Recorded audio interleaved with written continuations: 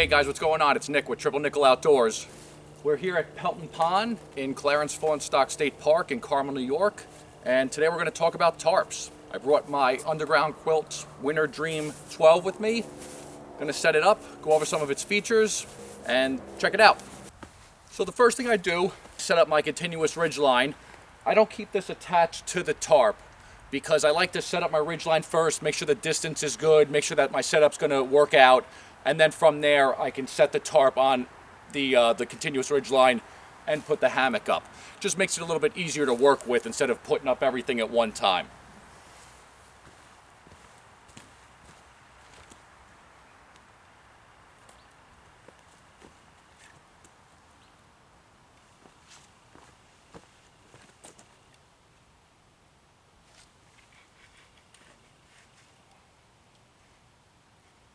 I got my ridge line up, and then I have two prusik knots on each side, and those will hold the tarp.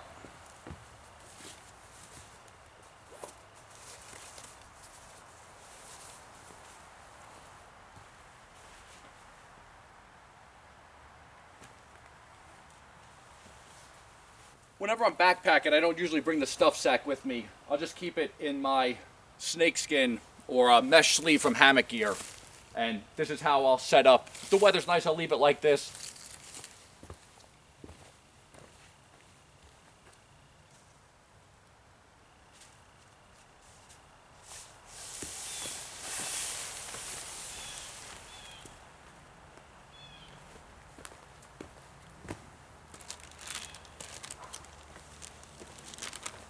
All right, so we got it out. Now we'll stake it out. So this is how I like to set up my stakes and my guy lines. On each one of the tie-out points, I have a piece of shot cord. It's about 9-inch loop, and it's attached to a hookworm. And then this is around 6 feet of 1.75 millimeter Zing-It. And then I have a Y stake from Vargo that is, I think it's 7.5 inches long. And what we'll do is we'll run this to the ground with a marlin spike hitch, and that'll be how we set it up. So I get it roughly to where I want the pullouts to go. I'll make my marlin spike hitch, which is just the string back on itself, so it's a loop like this. Reach through, grab the other string, and that creates another loop. All you do is stick your peg through that and then pull down. Now it's hooked up right onto there like that. Stake it up.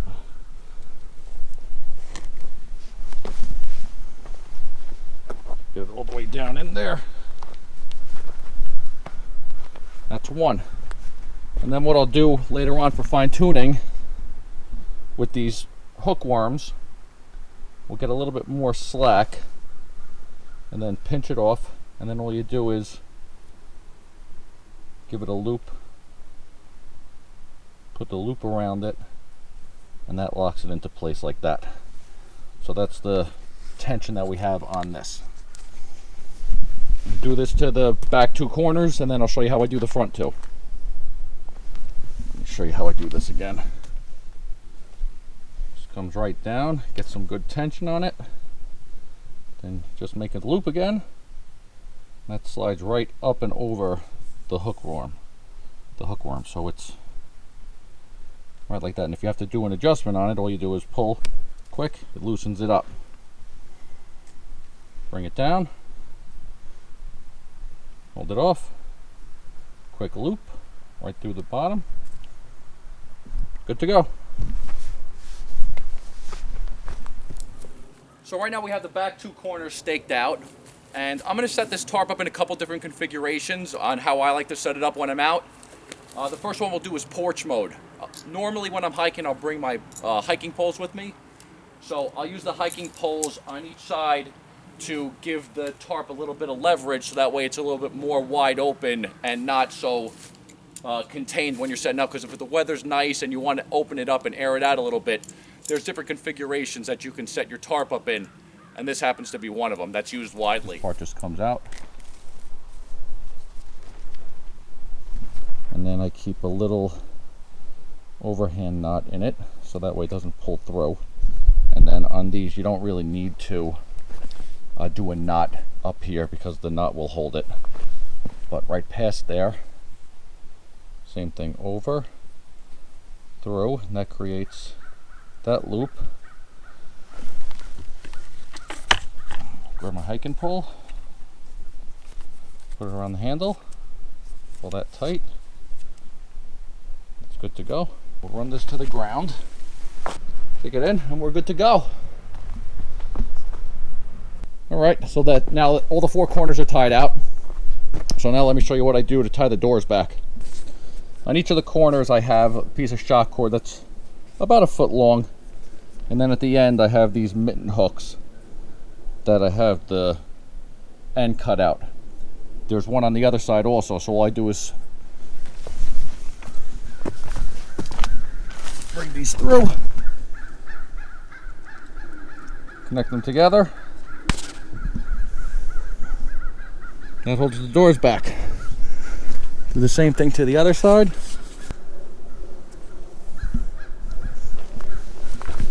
There we go. There's our tarp setup. Got a little bit of pitch in front. Got the hiking poles. All good to go. You can see inside if you set the hammock up how the back would be on one side like that, and then the front side has a lot more space. So this would be the area that I'd set up my stool, cook, or do stuff like that with. You can see that one end is a little bit lower than the other, so that way if any water were to build up on here, it would run off down this side. Hiking poles are good, stable. So I'm going to break this down and I'll show you another setup I use with my hiking poles, where I use these panel poles to open it up also. Alright, so let me show you what these panel poles look like. I'll take it off and then I'll show you the whole thing.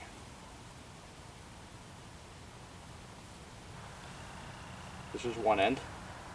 I cleaned it up with burying it and doing stuff like that, but you don't have to. You can just tie a simple, figure 8 knot at the end like I did. I just cleaned up the ends by putting a bury on this side and a fixed loop with a lock brummel. But all you really need is a loop on this side. Cord goes down. This is roughly, I think, 18 inches long. And then this is a simple loop with an overhand knot that I put a prusik on. I think it's 1, 2, 4 wraps around, so that way you get bite on the actual line. Put through the pull out.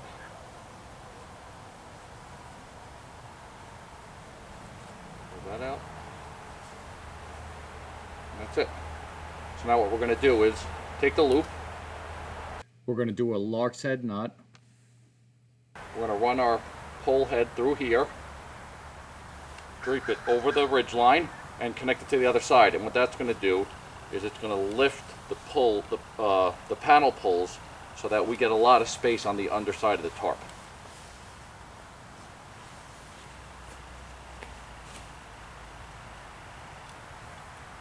Right through there. Give myself a little bit of slack. And I just reach over and grab the pole so that way it's not hitting the tarp. Over to the other side.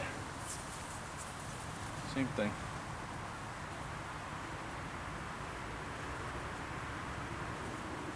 Right around the head of the pole.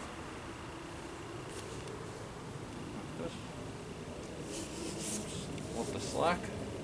Now the pole's going to be wobbling around a little bit. Just try and balance it there. Pull it a little bit on this side. Come over here. a little bit on this side.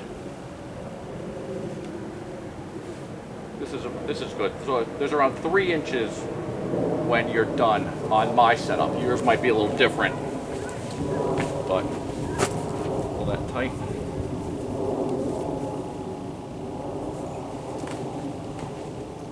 So now you can see how much it lifted those panels out. When we're all set up, I'll show you how I put the doors together so that way they're not hitting you either. So let's get the other side set up and I'll show you what I do with the doors. So we'll go under the tarp.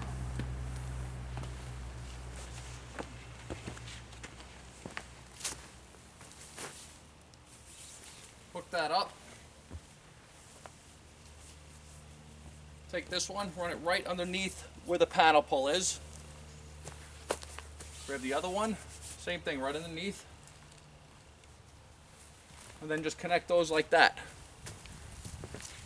So now we have the panel pulls on the outside. They're not in your way. You don't have to roll them up. You don't have to do anything crazy. They're pulled back, and now that opens up the whole interior of the tarp so that you have more space. So these two methods, the porch mode and where I use the panel pulls to lift the tarp, are the two methods that I'll use if the weather's good, if maybe a chance of rain, but nothing like crazy sideways blowing wind or whatever. Those are the two methods that I'll go to. Now we'll set it up in more of an A-frame style, so that way if there is bad weather, you're as much protected as possible. I won't lower the tarp, but if you are, you'd want to bring the tarp down as close as possible to the hammock that's comfortable, but you want to try and get as much protection as you can, so that way you're using the tarp to its full advantage. Oh, on another note, I don't know if I mentioned this before, when you're setting up with this pole mod, you want it in an A-frame style, so that way all 4 of the tie-outs are set up so that you can now lift up the tarp. So that's just another point that I want to hit on. I'm not sure if I mentioned that before, that I set this up in A-frame before I actually did the pole mod. All right, so the storm's rolling in. You got your tarp set up in A-frame mode. You got your doors tied back, and you want to start closing them. So here's what I do. Unhook that. Unhook both of them. And then all you do is you take the hook that you have at the end and right to the corner, hook it up on that side,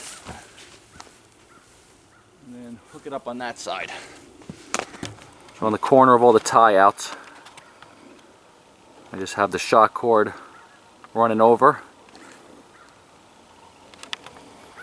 Same thing on the other side. Now that creates the perfect shelter so that no wind, rain, or anything can come in. That's one side. Let's go over to the other side. We can do 2 things on this side. If the weather's coming in this way and that side's protected, you can either choose to do the same thing on this side, which would be to hook up the corners, and then it's all enclosed. So, you know, everything's fully enclosed or encapsulated. Or what you could choose to do is, because the weather's going to be coming this way, you could leave this side open and you'll still get the same protection because you're not as concerned about it because the wind's coming from this way. So we can leave this side open. So what I'll do, unhook these, and I'll use those panel pulls and just hook it up to that loop that was on it. So now we have the protection from the rain, wind, any other of the elements that we don't want to get in.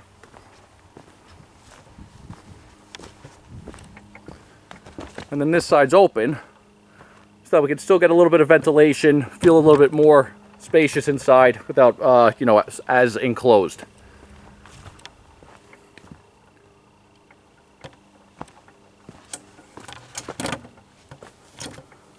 See the tie back running down, hooked right onto that loop, and then this is just extended all the way out. So one of the other features that the Winterdream tarp has is that on the doors they have these buttons or snaps that allow you to snap the doors closed. I personally, the way that I like to use my tarp, I like using the shock cord because I like tying the doors back. I like the ability to close them in the way that I showed you before. So, but this is another option if for whatever reason you'd like to use that, it's available. Some of the tarps don't have them, so the fact that this one does is a nice feature. So all you do is snap them down.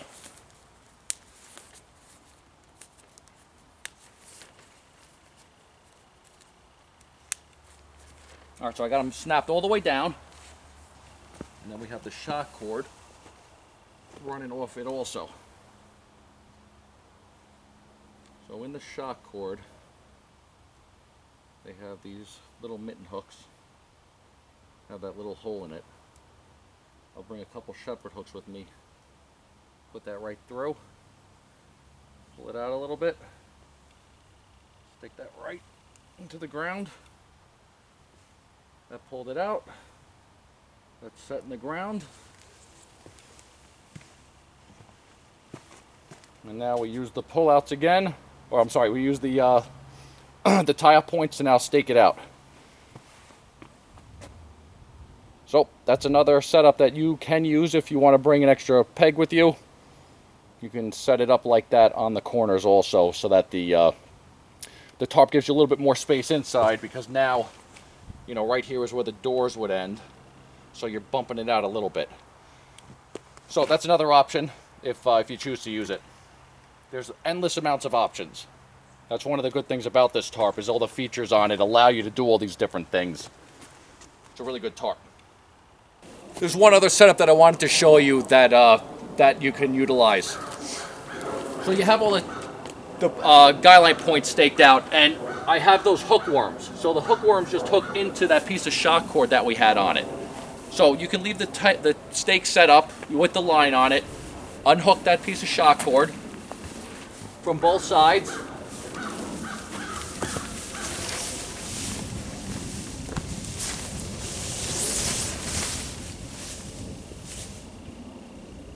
And then just hook it up on the other side.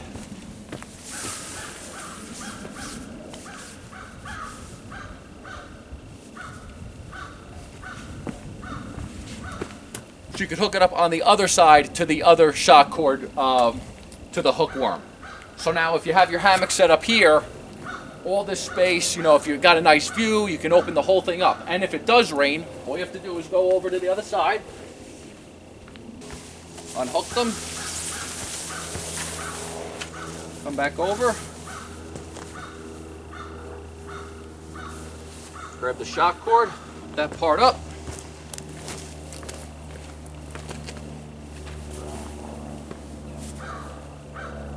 grab the other one, hook that up. So that's another, you know, another setup option that that you could choose to use, which is another good way to set it up. Here's a couple other points of interest that I wanted to touch on that I didn't bring up before. My continuous ridge line is 2.2 millimeter Zing-It. It has a Dutch hook on one end that I put on a fixed loop. That runs down to my tie outs for the tarp. I'll do the other one. It's a little less sunny on that side. You can see it a little bit better. Here's a loop that's attached to a Dutch hook. This is 1.75 millimeter Zing-It to the Dutch hook. Same thing attached to 1.75 millimeter Zing-It, and I have it in a Prusik knot around this 2.2 millimeter Zing-It. This is larger diameter cordage than this one, and I think it gives it a little bit more bite than using the same diameter cordage because of the differences in size. So, and then the fact that this has 4 wraps in it gives it really good bite, and once you have it set up, it doesn't move, you know, at all. Then it comes off the cord. And then this is a Dutch wasp that is, see, it's tied around the tail with a loop that's fed through, that goes around the tree, and then it's fed back through this part and then up and over the eye part and back through the tail. So a couple other pieces of information on the tarp. The Winterdream series comes in 11, 12, and 13-foot versions. This is the 12-foot version. The actual width is 116 inches or 9 feet 8 inches. And on the website it has a claimed weight of 20.6 ounces. I actually didn't weigh it, but when I go home I will weigh it and I'll put it up on the screen so that way you know what this whole setup with the ridgeline, mesh sleeve, pullouts, it'll be everything put together so that you can know exactly what my setup is. This particular tarp is made out of a 20D ripstop polyester material. The sil poly, as opposed to the sil nylon material, the sil poly has less stretch than sil nylon. It doesn't absorb water as much as nylon. So I got this tarp about a month ago, and I've set it up a bunch of times, but I really haven't gotten the chance to use it backpacking yet. Mainly because I have a Cuban fiber tarp. And the Cuban fiber tarp weighs around 8 ounces, whereas this tarp weighs, like I said before, 20.6 claim weight. With all the extra stuff, it's a little bit more. But I'm glad that I bought it for a couple of reasons. One, it's a lot more durable than the Cuban fiber. So I want to use the Cuban fiber sparingly because the less that I use it, the more lifetime it's going to have or lifespan it's going to have. So if I'm doing shorter trips or trips like car camping or other things like in my backyard that I want to set it up, I'll use this as opposed to the Cuban fiber so that the lifespan of both the tarps is a little bit more than what it would be if I just had the one. When your tarp is shipped to you, on all the tie-out points, it comes with 2 small key rings. And the primary use of those are to run the guy lines through the first key ring and back under the second one. And that almost creates like a tie-out point so that you don't need to use any sort of line locks or any other pieces to make the line taut. I like the setup that I have and that I've been using, so I chose to remove all those rings and just tie out or hook up straight to all the tie-out points without those hooks or without those rings. All right, so I got a chance to mess around with the tarp a little bit, so let's pack it up now and I'll show you how quick it is. Just come down to the tie-out, pull it off. Take off that marlin spike hitch off the tie-out, off of the tent stake, and then I just wrap it around my 2 fingers until I have around maybe like a foot of cord left, maybe 18 inches. Grab it. Then you have around 6 inches left. Put a little loop over my finger. And then pull the loop through, or make a loop so that way all you got to do is pull it out next time and it'll come right out.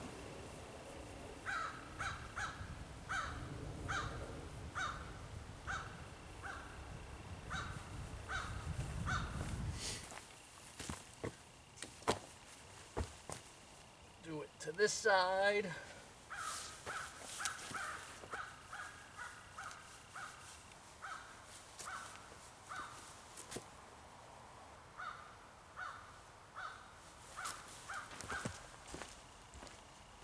All right, so we have all the guy lines wrapped up. Then we come over to one of the ends. I like to lift it up so that it takes the tension off of the prusik, and then get a little bit of slack off of the tarps when we roll it up. Then we'll start at the end that has the mesh sleeve on it. You can leave the doors hooked up on the inside too. You don't have to take those out. But I'll take the guy lines, throw them up and over, to start rolling. Roll down to about where the halfway point is.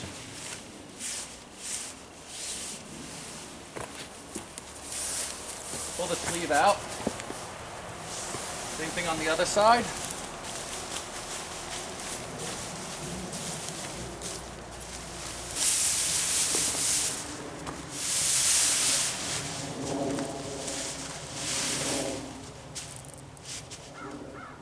That is wrapped up.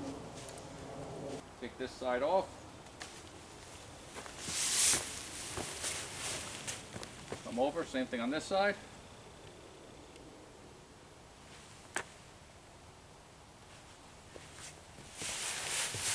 That is good to go. If I'm storing it at my house, I'll put it back in the stuff sack.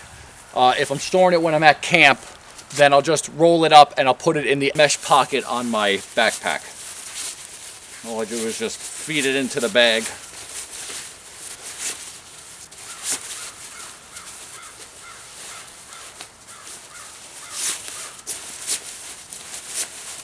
That's it, good to go.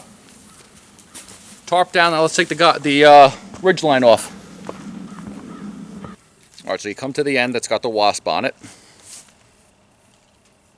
And I just pinch a little bit, take these 2 fingers, and just run it back and forth.